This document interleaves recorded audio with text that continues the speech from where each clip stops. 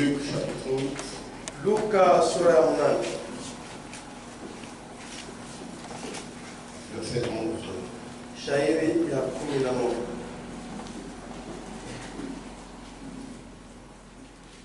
Voici ce que signifie cette parabole. Tazama maana ya hiyo fungu. La semence, Mbegu c'est la parole de Dieu. ni neno la Mungu. Veuillez vous asseoir. Unaweza kuikaa. La parole de Dieu est éternelle, Neno la Mungu iko ya milele, comme Dieu est éternel. mpaka vile Mungu iko wa milele. Mais la parole de l'homme Lakini neno ya mtu n'est pas éternelle. yo aina ya milele, Elle a une fin. inekalaka na mwisho, Ça passe comme l'homme passe. inapitaka mpaka vile mtu naye iko napita.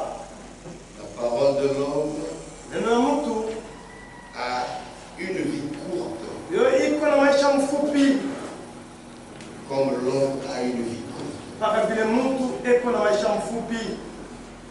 C'est comme l'herbe, Iko sawa, yani c'est comme une fleur. iko sawa, Mais Dieu est éternel. lakini Mungu iko wa milele. Sa parole aussi est éternelle. Neno naye vile vile iko ya milele. C'est pourquoi celui qui fait la volonté de Dieu, Ndio kwa maana yule kunafanya mapenzi ya Mungu qui est sa parole, ni kwa neno lake, c'est celui qui demeure éternellement. jo ule eko na dumu milele. Mais celui qui fait la volonté de l'homme, Lakini yule kunafanya mapenzi ya mtu, c'est bien, c'est la volonté de l'homme, c'est la parole de l'homme. iko mzuri, ni mapenzi ya mtu, ni neno ya mtu, Mais il ne vivra pas éternellement. lakini haitaishi kwa milele.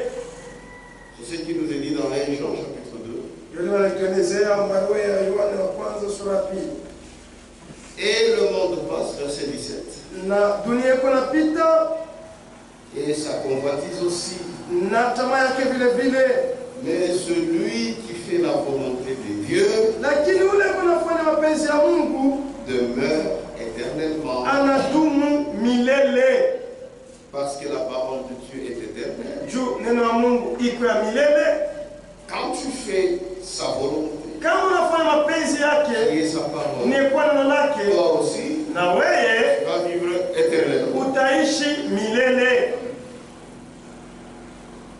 Mais la parole de l'homme, Lakini neno ya mtu elle peut paraître très bonne, inaweza kuonekana mzuri sana, puisque ce qui est de l'homme, juu ile ni kutokea kwa mtu, c'est ce qui plaît aussi à l'homme. na njoo ile inaonekana kufurahisha vile vile mtu, Parce qu'ils sont tous de la même nature. juu bote wawili beko mwasili moya. C'est pourquoi quand c'est la parole de l'homme, Njoo na kama ni neno ya mtu, beaucoup de gens aiment ça, watu mingi wanapendana sana vile, puisque ça correspond à leur chair. juu inaambatana kumwili yao. Mais quand vous faites ça, Lakini kama unafanya ile, vous n'allez pas vivre éternellement. hamutaishi milele.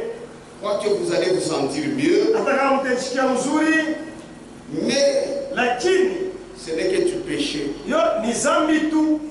Or, le péché, Japo zambi, comme Frère Branham le dit, zambi ndo Bwana anasema le péché est bon, zambi iko mzuri, mais ça mène à la mort. lakini kunapeleka kulufu. C'est ça la parole de l'homme. Jo neno ya mtu, C'est ça le grand chemin jo kijia cha munene qui mène à la perdition. nye unapeleka kupotevu. Parce que quand c'est la parole de l'homme, Juu wakati kwa neno ya mtu ça donne toute la liberté à l'homme. yo anaitaka uhuru yote kwa mwanadamu, Et l'homme se sent bien. na mwanadamu anajisikia mzuri. Beaucoup de gens vont là-bas Watu mingi wanaenda kule parce que ça fait du bien d'entendre ça. juu inafurahisha kuisikia, Mais la parole de Dieu qui est éternelle, lakini neno ya Mungu ni kwa milele. c'est comme Pierre avait dit. Kwa sababu vile Petro alisemaka, C'est vrai, ces paroles sont dures. ni kweli hii maneno iko ya nguvu. Qui peut l'écouter? Nani mwenyewe hawezi kuisikia? Mais à qui irions-nous? Sasa tutaenda kwa nani? C'est toi qui as les paroles de vie. Ni wewe ndio umekuwa na maneno ya uzima, Et mes paroles na maneno yangu sont esprit et vie. iko roho na uzima, Mais c'est dur.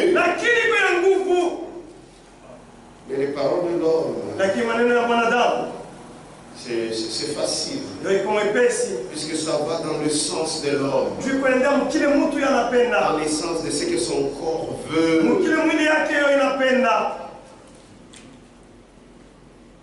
C'est pourquoi c'est la facilité. Yo ni mwepesi tu. C'est pourquoi les gens y vont. Wana batu wanaenda. Ça leur fait du bien. C'est dans le sens de leur plaisir. Aimant le plaisir plus que Dieu. Ayant l'apparence de la piété. Mais reniant ceux qui ont fait la force. Et ceux qui ont fait la force, c'est la parole. Mais les gens n'aiment pas la parole pure de Dieu. Parce que ça leur fait mal. Il faut te sacrifier pour recevoir la parole. Parce que ça fait mal. Amen. Et Dieu est libre. Il peut te parler. Maintenant, il te parle. Tu es libre d'accepter ou de faire semblant d'accepter. Et tu rejettes ça. Maintenant, nous verrons, c'est à tes fruits. Que même s'il écoute la parole, même si elle écoute la parole, elle ne l'a jamais reçue. Parce que ça ne produit pas du fruit. Isaïe 40. Isaya makumi nne. À partir du verset 6. Kuanzia kwa shairi ya 6. Une voix dit, sauti moja inasema, crie, lalamika. Et il répond, na anajibu, que crierai-je? Talalamika nini? Toute chair, mwili yote est comme l'herbe, iko sa yani, et tout son éclat, na kung'aa kwake kote comme la fleur des champs. iko sawa ya shamba. L'herbe sèche, yani iko nakauka, la fleur tombe, nawe iko naanguka, quand le vent de l'Éternel souffle dessus. wakati pepo wa milele na puliza juu yake. Certainement, hakika le peuple watu est comme l'herbe. iko sawa yani. Maintenant, comment tu peux mettre confiance en un homme comme ça? Sasa namna gani unaweza kutumainia mtu wa hivi? Il est né, anazalika, il passe, anapita, il est coupé, anakatiwa comme l'herbe. Sa mayani. Comment pourras-tu t'attacher à sa parole? Sasa namna gani wewe utalamata kujiunga kuneno lake? Comme lui a sa vie courte, sa vile eko na maisha mfupi, sa parole non plus n'est pas éternelle. Neno lake vile vile ina ya milele. L'herbe sèche, yani kuna kauka, la fleur tombe, na ua iko naanguka, mais lakini la parole de notre Dieu, neno la Mungu wetu, subsiste éternellement. Inadumu kwa milele. C'est pourquoi si tu veux la volonté de Dieu, tu vas demeurer éternellement. C'est la parole de notre Dieu subsiste éternellement. Ici, c'est dans l'Ancien Testament. Déjà, la parole est présentée comme éternelle.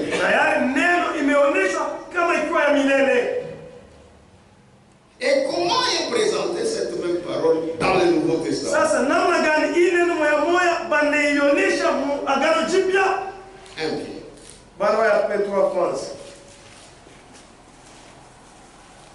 1 Pierre chapitre 3. Verset 23.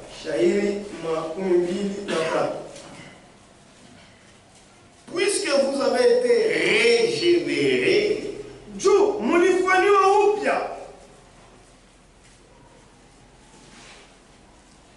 non par une... Bon, je n'ai pas aimé cette traduction, c'est pourquoi tu me vois un peu hésiter. Puisque vous avez été régénérés,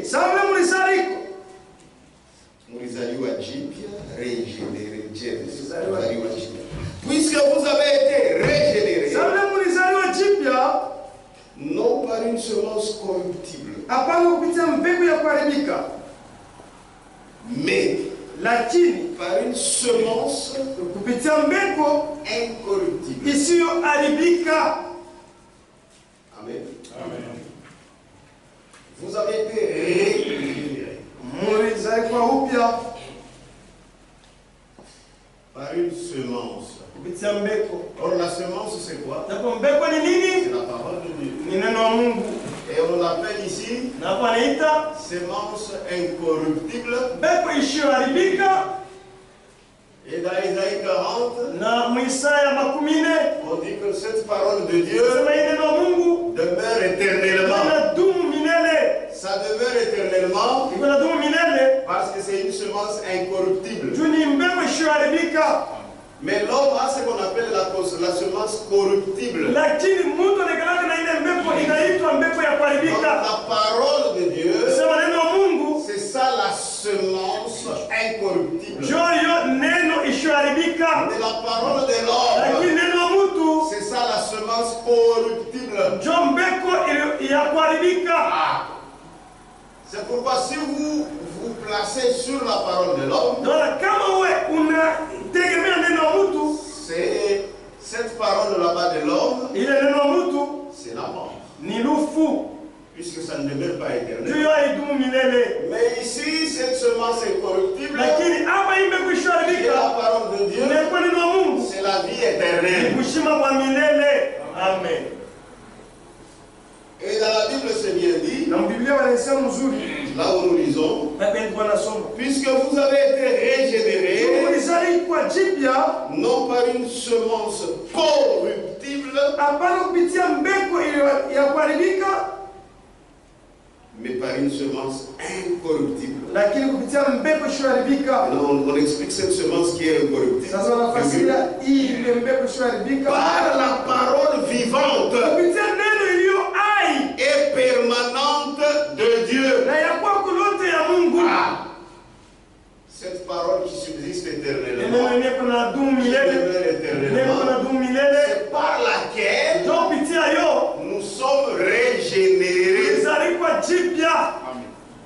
Donc si tu veux avoir la nouvelle naissance, il faut écouter la parole qui est la semence incorruptible. Pas la parole de l'homme. La parole de l'homme, c'est cette semence corruptible. Et si tu prends la parole de Dieu, tu mélanges ça avec la parole de l'homme.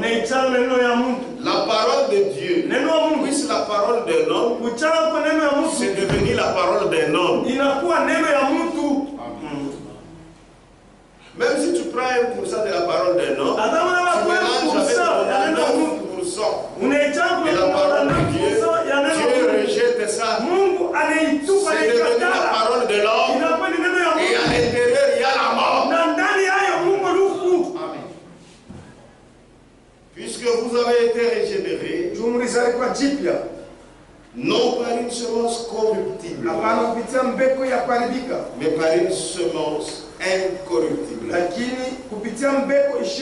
Par la parole vivante et permanente de Dieu. 24. Car toute chair est comme l'herbe. On reprend Isaïe 40, 6 et descendants. Car toute chair est comme l'herbe.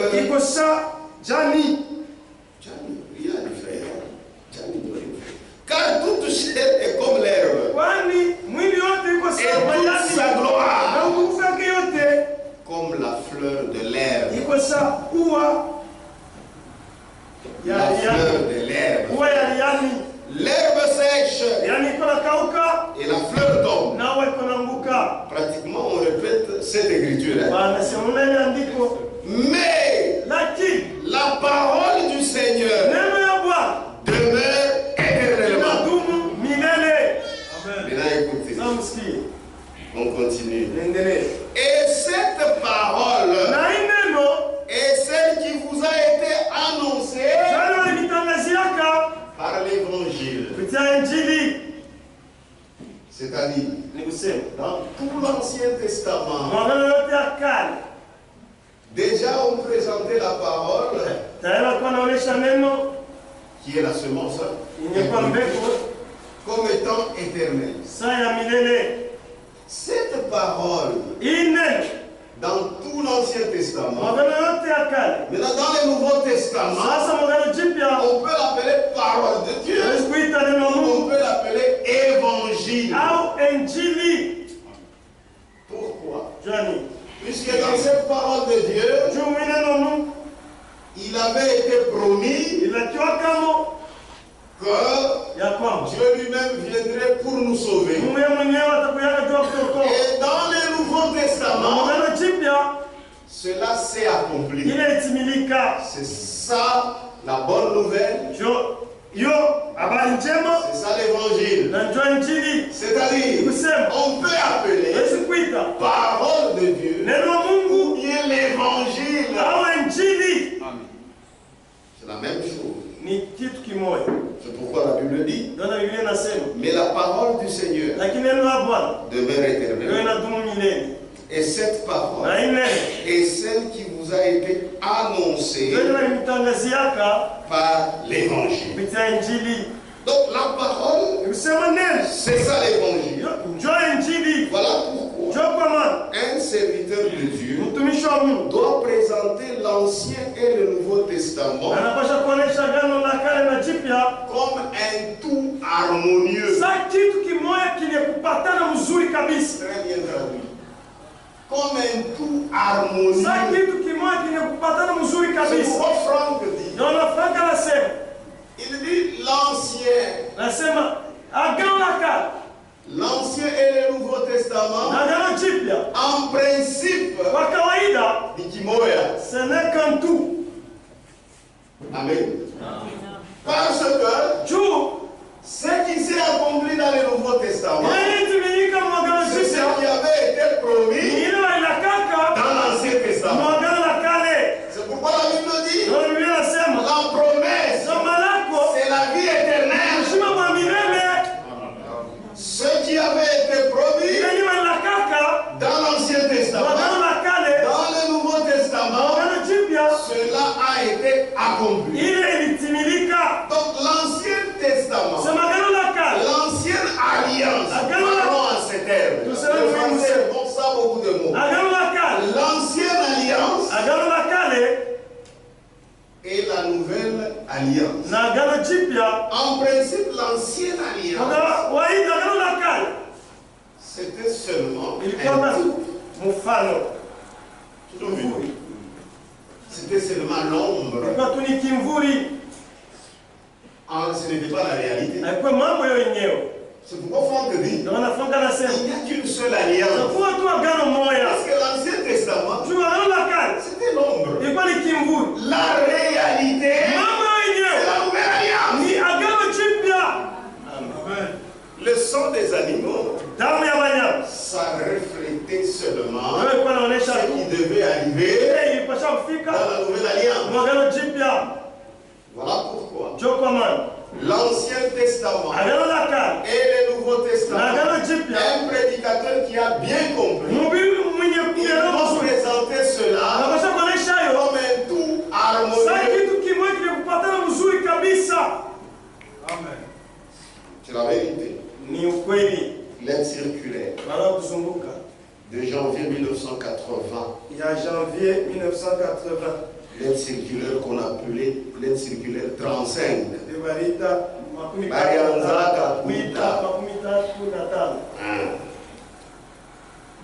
Dans mon condensé, deuxième volume, page 692. Deuxième volume, 622. 692. Depuis toujours, ma tâche a été de considérer et de publier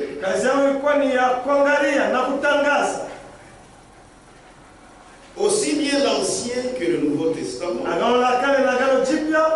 comme un tout harmonieux. L'apôtre Pierre se rapporte à la parole d'Ésaïe 40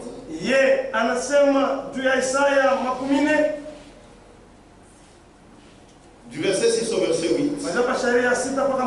Lorsqu'il dit, on a lu ça, Parce que toute chair est comme l'herbe.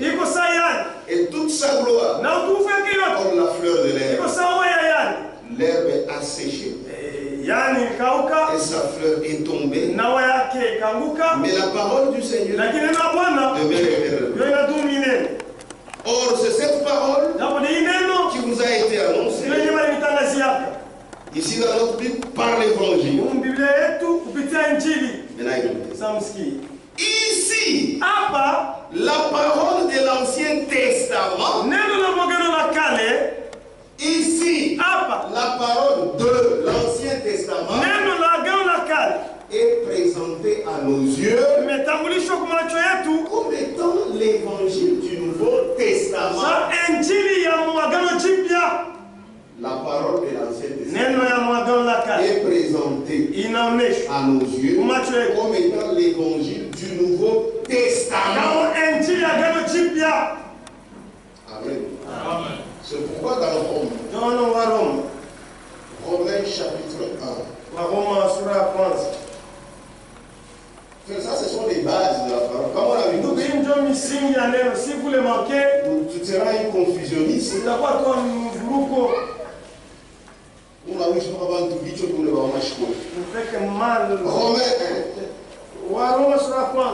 Paul, serviteur de Jésus-Christ, appelé à être apôtre, mis à part pour annoncer l'évangile de Dieu qui avait été promis auparavant de la part de Dieu par ses prophètes dans les saintes écritures. C'est clair, hein? C'est-à-dire, cette parole de Dieu qui dans le Nouveau Testament est l'évangile.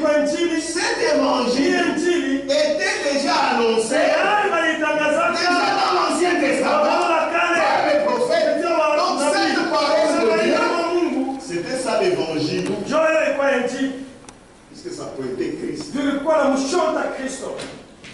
Donc la parole de Dieu et l'évangile, c'est une seule chose. Qui avait été promis auparavant de la part de Dieu par ses prophètes dans les saintes écritures et qui concerne son fils. Parce que la parole de Dieu dans l'Ancien Testament, ça concernait toujours Jésus-Christ, c'est-à-dire son fils. Et dans le Nouveau Testament, comme il est venu, c'est là qu'on parle de l'évangile.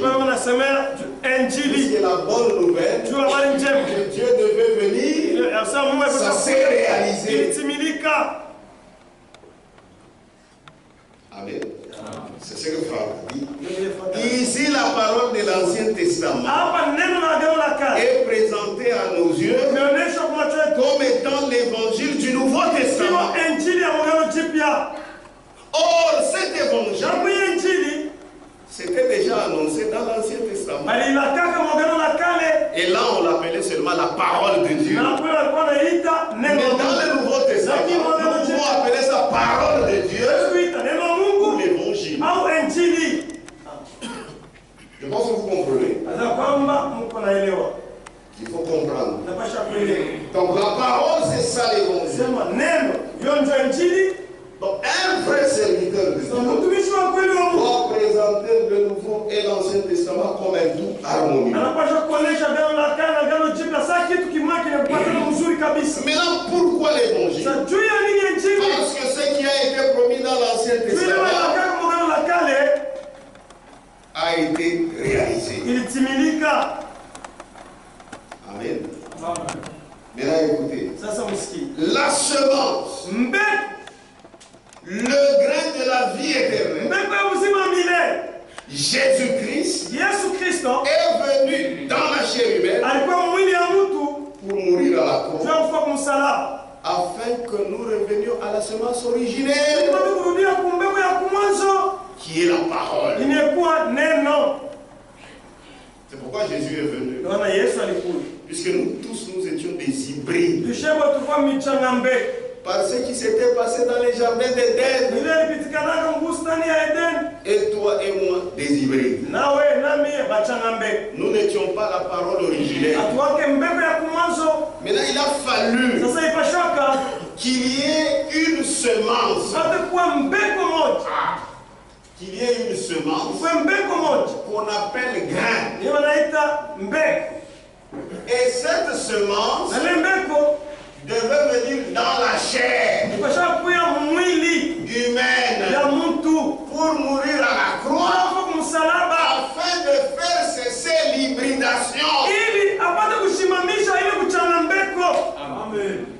Jean chapitre 12. C'est ça le message. Jean chapitre 12.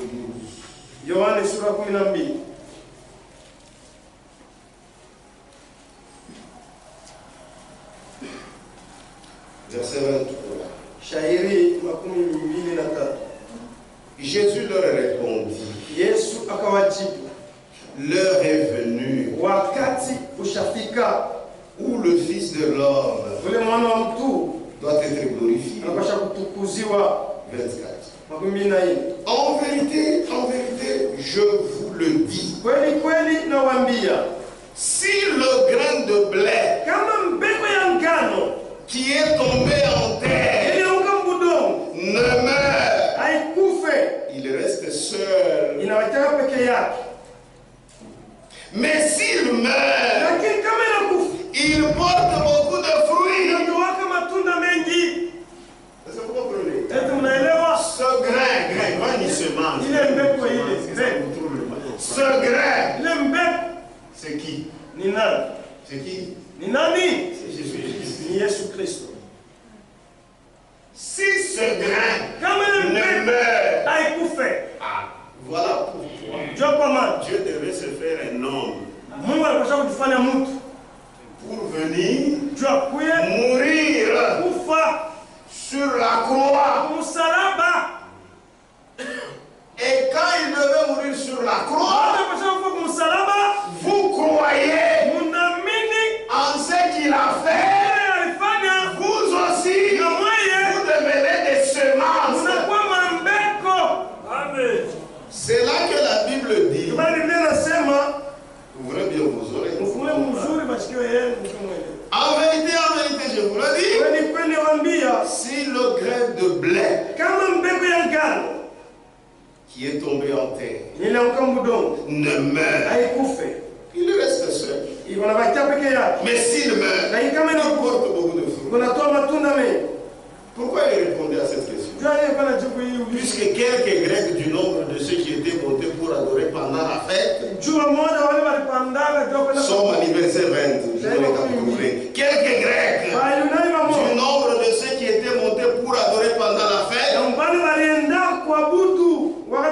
s'adressèrent à Philippe de Bethsaïda en Galilée et lui dire avec instant: Seigneur, nous voudrions voir Jésus.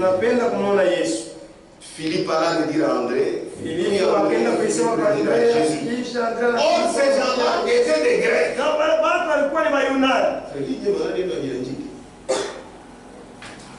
Étaient des Grecs. Les Grecs, ce ne sont pas des Juifs. Ce sont des gens des nations. Or, Jésus est venu premièrement, c'est pour son peuple, les Juifs. Mais les Grecs viennent pour dire non, nous voudrions voir Jésus. Non! Il fallait d'abord qu'il meure. S'il meurt, c'est alors que même les nations pouvaient accéder à lui. C'est pourquoi il leur répond. L'heure est venue où le Fils de l'homme doit être glorifié. En vérité, je vous le dis, si le grain de blé qui est tombé en terre ne meurt, il reste seul. Mais s'il meurt, il porte beaucoup de fruits. Amen. J'aimerais rendre ça clair. napenda kuitakatisha hii. Nous parlons de la semence. Tunasemea yule mbegu. Cette semence, Hii mbegu premièrement, c'est cet homme. Ni huyu mtu. C'est-à-dire, Kusema Dieu fait chair. Mungu mwenye kujifanya mtu. Qui devait venir pour mourir à la croix. Amen. C'est pourquoi Jésus lui-même, il s'appelait la parole. Et aussi cette semence, c'est la parole de Dieu. Amen. C'est-à-dire tout ce qui est écrit dans la parole de Dieu, dans l'Ancien Testament, pour que ça puisse être réalisé, il fallait que Dieu puisse se faire homme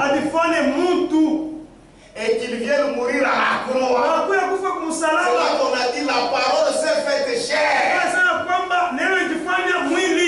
Maintenant, tout ce qui avait été promis dans la parole de Dieu dans l'Ancien Testament pourrait maintenant se réaliser. Est-ce que vous comprenez? C'est là que on appelle ceci la bonne nouvelle. Puisque le grand Dieu s'est fait chair pour mourir afin que nous revenions à sa parole. Amen. Je ne sais pas si vous comprenez cela. Que Dieu vous bénisse. Donc ces grains, cette semence, le blé, Jésus-Christ est tombé en terre dans le Nouveau Testament pour que l'hybridation de notre vie puisse cesser, que nous revenions à la parole originelle. C'est-à-dire, si vous croyez le Jésus de la croix, vous reviendrez automatiquement à la parole.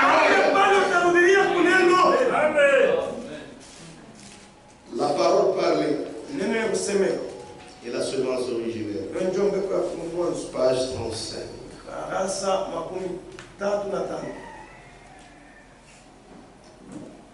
Paragraphe. Non, on y va d'abord page 33. Paragraphe 205.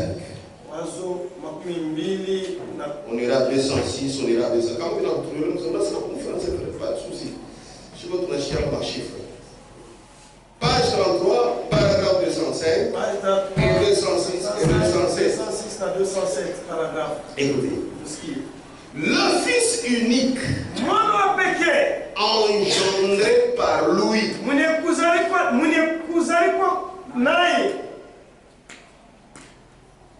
le Fils unique engendré par lui, c'est-à-dire lui-même fait. Voyez-vous, qui est mort à cause de l'hybridation de notre vie. Vous avez compris pourquoi Jésus est mort? À cause de l'hybridation de notre vie. Voyez-vous, qui est mort à cause de l'hybridation de notre vie, pour pouvoir ainsi nous réconcilier, nous ramener à l'état des fils et des filles de Dieu, afin que puisse couler dans l'église cette même vie par la parole. Je reprends. C'est Branham. Le Fils unique engendré par lui. Voyez-vous, qui est mort à cause de l'hybridation de notre vie. C'est pourquoi nous n'aimons pas la parole. Parce que nous sommes, en nous il y a l'hybridation. Mais celui qui croit l'œuvre de la croix, automatiquement, l'hybridation C'est-à-dire, ce qui n'est pas la parole, il n'est pas à l'aise. Voilà la personne qui croit la croix. Le Fils unique engendré par lui, voyez-vous, qui est mort à cause de l'hybridation de notre vie, pour pouvoir ainsi nous réconcilier, nous ramener à l'état de fils et de filles de Dieu, afin que puisse couler dans l'église cette même vie par la parole. Il est mort, cet homme-là. On a l'habitude de dire Jésus-Christ. Oh,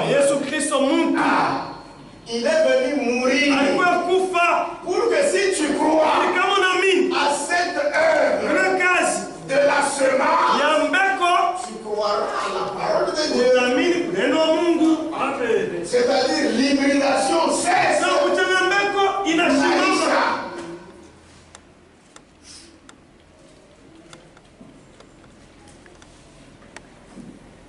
Voyez-vous, qui est mort à cause de l'hybridation de notre vie. Pour pouvoir ainsi nous réconcilier, nous ramener à l'état de fils et de filles de Dieu, afin qu'on puisse couler dans l'église cette même vie par la parole. C'est-à-dire la même vie que Jésus est venu donner à la croix. Aujourd'hui, nous l'obtenons.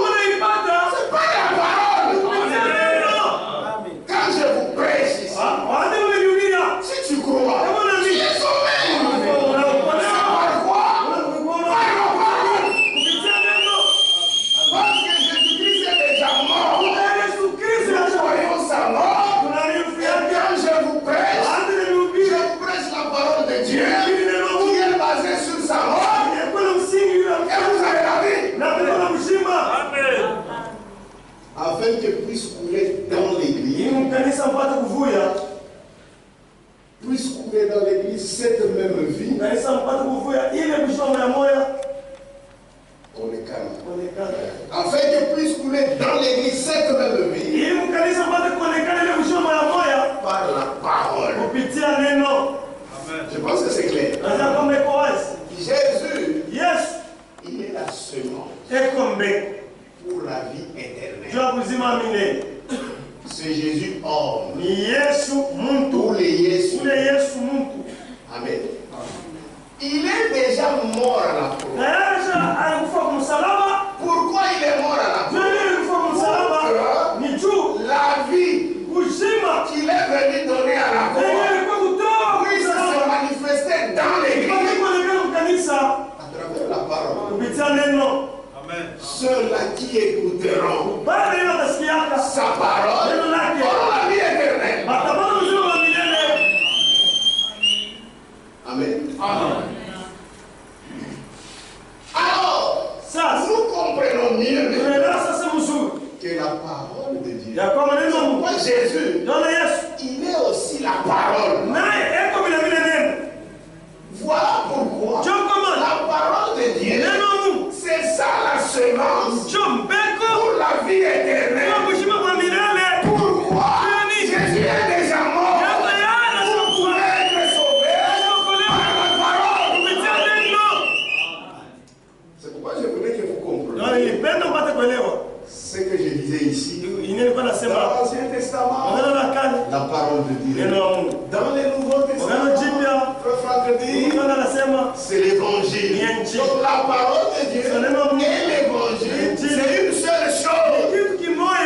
Mais dans les Nouveaux Testaments, on met l'accent, on parle de l'évangile.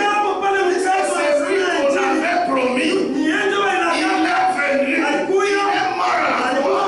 Par son sang, la vie est sortie. Mais quand on vous prêche, quand je vous prêche maintenant, croyez, vous êtes sauvés.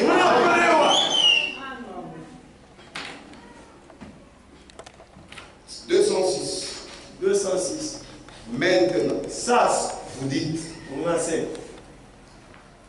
pourquoi insistez-vous donc sur la Bible alors? Parce que on dit Jésus, il est venu, Dieu est venu. Cet homme-là. Maintenant, pourquoi vous insistez encore sur la Bible? Puisque Jésus est là, non? Il est là, l'homme. Maintenant, pourquoi insistez-vous tant sur la Bible? C'est que la Bible doit être en vous. Je me pense que les choses sont claires. Je comprends ça très bien. C'est que la Bible doit être en vous. La parole est une semence. Tant qu'elle se trouve ici, tant qu'elle se trouve ici, elle n'aura aucun effet. Mais quand elle entre ici, quand elle entre dans les cœurs, alors elle commence à manifester par le Saint-Esprit les œuvres de Dieu. Amen. Et comment y arriver? Et comment y arriver? En recevant sa parole. Est-ce que vous comprenez? Et comment y arriver? En recevant sa parole. Sa semence. Donc lui-même Jésus a envoyé la semence. Et aussi sa parole, c'est sa semence. C'est pourquoi Jésus est la parole. C'est comme ça. Et comment y arriver? En recevant sa parole. Sa semence. Maintenant écoutez. Enfouir sa semence ici. Enfouir, enfouir sa semence ici. Par la foi. Et y croire. Et alors, elle produit exactement ce que la Bible dit.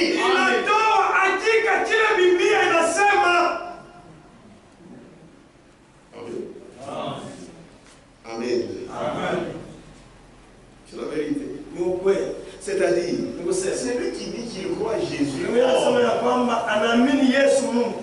les Jésus, on t'amènera où? C'est à quoi sa parole?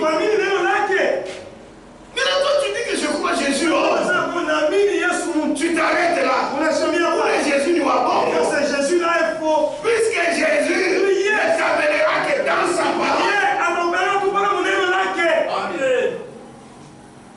Celui qui me suit ne marchera pas dans les noirs.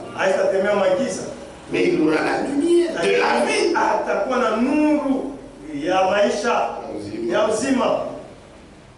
Amen. Est-ce que ça se comprend? Est-ce que ça se comprend? Et comment y arriver? En recevant sa parole. Sa semence. Lui, il est la semence. Sa parole aussi est sa semence. Enfouir sa semence ici. Par la foi. Et y croire. Et alors, elle produit exactement ce que la Bible dit.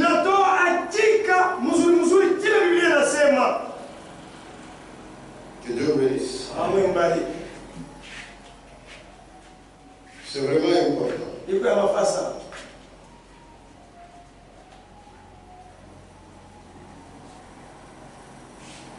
C'est que la parole doit être en vous. La parole est une semence. C'est la vérité. Maintenant, comprenez-vous pourquoi Jésus est mort à la croix? Il est mort à la croix pour que nous revenions à la parole. Il est mort à la croix pour que nous soyons esclaves de ses paroles. Page 24. C'est Branham. Vous connaissez le Branham? C'est qui?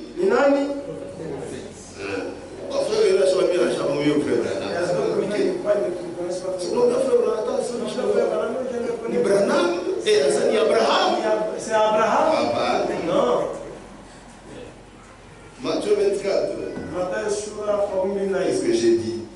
Page 24, la parole parlée de la semence originale. Page 24, paragraphe 145. 145. Voilà, très bien. Et Jésus a dû être percé là-bas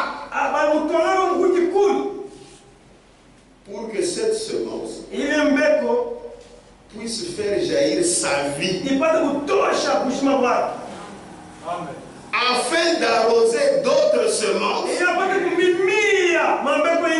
qui allaient venir. Qui sont ces semences? Toi et moi.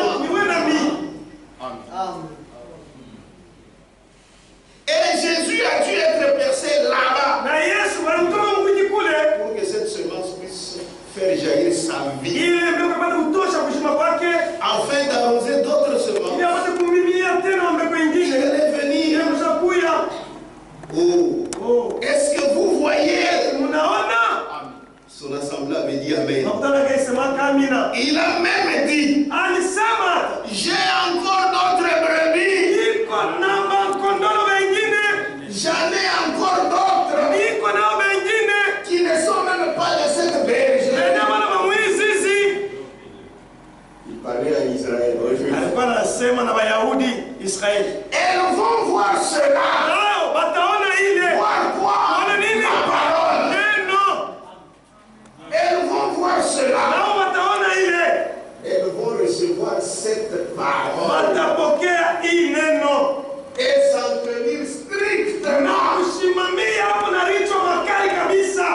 Parce que Jésus est mort une seule fois à la croix. Vous n'allez pas comme les catholiques font. Chico et autres, tous les Jésus on a poussé. Jésus est mort une seule fois. Aujourd'hui nous ne faisons que croire.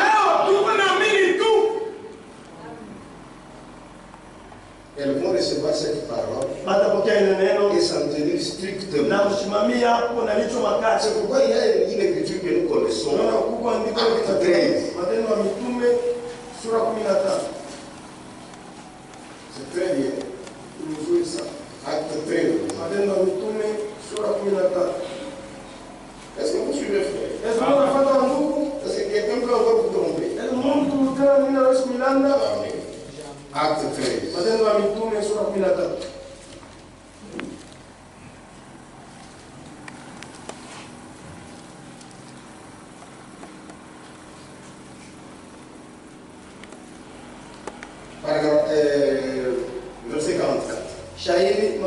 Le sabbat suivant,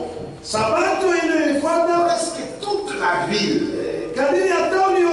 se rassembla pour entendre la parole de Dieu. Comme vous êtes rassemblés. Où vont-ils tous les jours? Vous venez entendre la parole. Parce que Christ est déjà mort à la croix. Les Juifs, voyant la foule, furent remplis de jalousie. Et ils s'opposaient à ce que disait Paul. En les contredisant et en les injuriant. Paul et Barnabas leur dirent avec assurance. C'est à vous premièrement. C'est ça la première vérité. C'est à vous premièrement que la parole de Dieu devait être annoncée. Mais puisque vous la repoussez et que vous vous jugez vous-même indigne de la vie éternelle, voici, nous nous tournons vers les païens. Deuxième bergerie. Nous nous tournons vers les païens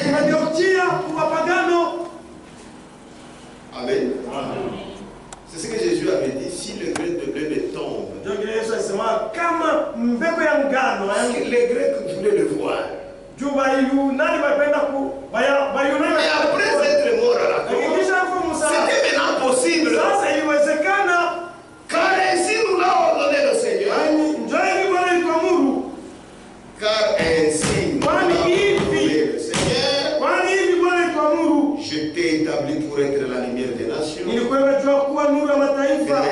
Pour porter le salut jusqu'aux extrémités de la terre. Les païens se réjouissaient. En entendant cela, ils glorifiaient la parole du Seigneur.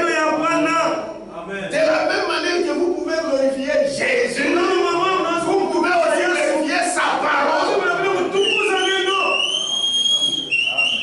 Puisque Jésus est sa parole, c'est Amen. Mais celui qui est venu mourir à la croix, qui est venu mourir à la croix, c'est Jésus, homme. Amen. Il glorifiait la parole du Seigneur. Et tous ceux qui étaient destinés à la vie éternelle crurent. Ils crurent quoi? La parole. Et quand ils crurent la parole, ils ont reçu la vie éternelle. Est-ce que c'est clair? Parce qu'ils vont voir quoi? Ils vont voir la parole. Pourquoi voir la parole? Car la parole est la semence de vie. Page 23, toujours ici, la parole parlait de la Quand vous avez une brochure, si vous n'avez jamais lu cette brochure, c'est pas bien. Et le temps de pourquoi tu vas choquer qu'il y a ce qui va être la brochure là-bas? C'est même pas de lire une brochure, mais ils connaissent lire. Page 23. Paragraphe 134. La semence de la vie. Qu'est-ce que c'est? Il avait lu d'abord l'écriture de l'instruction au monde. Voici ce que signifie cette parabole. La semence de la vie. La semence de la vie. Qu'est-ce que c'est? La parole de Dieu. Frère, la semence de vie, c'est quoi? La parole de Dieu. Par conséquent, pour avoir la vie, vous ne pouvez pas passer par un credo.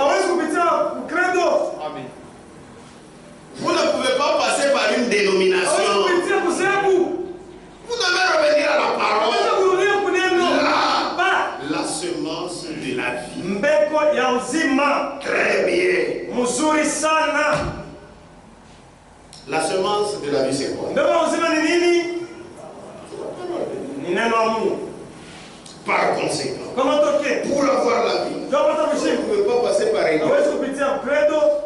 Vous ne pouvez pas passer par une dénomination. Vous devez revenir à la parole. La semence de la vie. Très bien. Amen. Donc il faut naître de la parole. Ici, il n'y a pas de philosophie. Nous tous, nous devons être de la même manière. Amen. La parole parlée, la semence de la vie, paragraphe 161. Tous les fils de Dieu doivent être pareils. Oui, messieurs. Naître de la parole et de l'esprit nous ramène à la parole de nouveau. Naître de la parole et de l'esprit nous ramène à la parole parlée de nouveau. Comme dans Jean 3. Que Dieu bénisse. Voyez, naître de l'eau et de l'esprit. Qu'est-ce que cela a pour conséquence? Alors cela nous ramène directement à la position que vous auriez dû occuper au commencement. Voyez, voilà la raison de la mort de Christ. Amen. Voilà la raison de la mort, frère Marco. C'est pourquoi muntu ni muntu. L'homme reste l'homme. Muntu ni muntu. L'homme reste l'homme.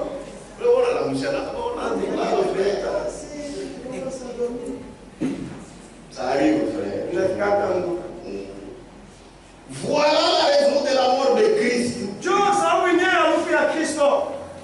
Vous comprenez la raison de la mort de Christ? C'est ce qui nous ramène directement à quoi? À être des fils de Dieu. Voilà.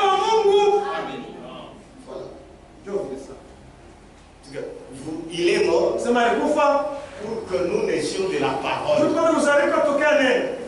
Que nous revenions à la parole. Puisque ceux-là qui sont des fils et des filles de Dieu doivent naître de la même manière.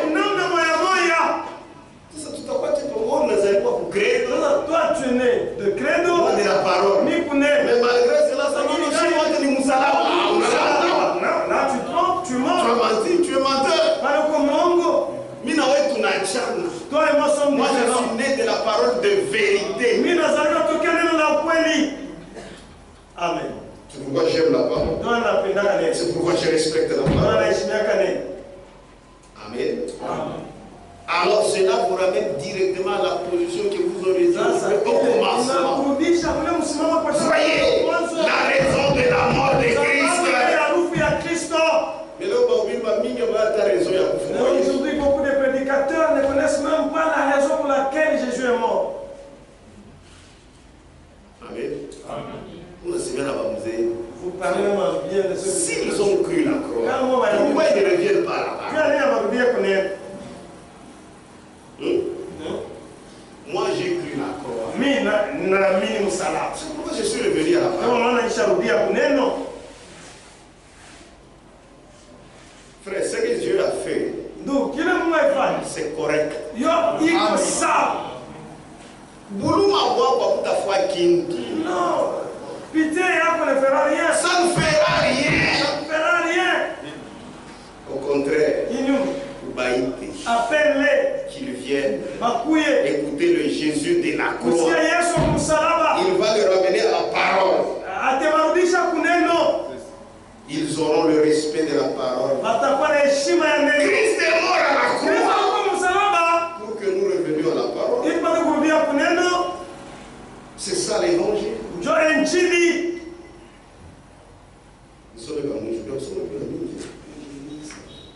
Il y a beaucoup à lire. L'aide séculaire 38. Janvier 1992. De janvier 1992. 740. Shimon. Écoutez.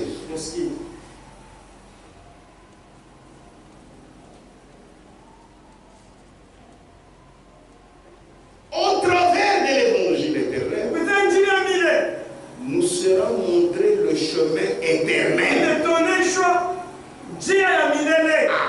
Véritable et nouveau.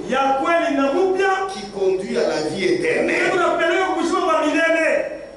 Et qui nous a été ouvert par l'offrande du sacrifice de sa vie.